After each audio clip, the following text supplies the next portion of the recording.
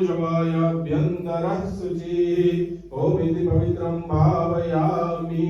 ॐ पुनः हस्ते गन्धाक्षपुष्पाणि धृत्वा now we are going to puja of your Ishtadev. Any Devi you pray, or Lalita Devi you can pray, or Jagdamba you can pray. So take some petals and the rice in your hand. Just remember your Devta, Ishtadevta, Kul Devta.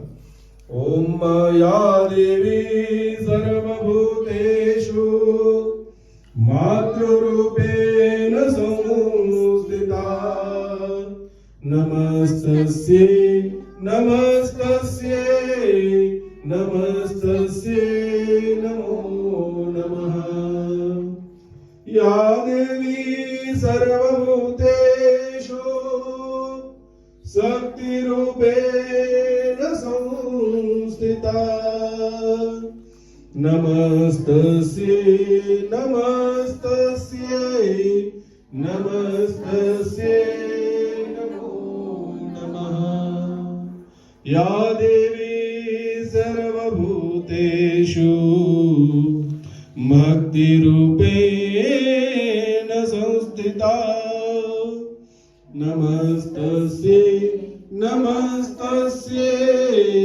Namastasye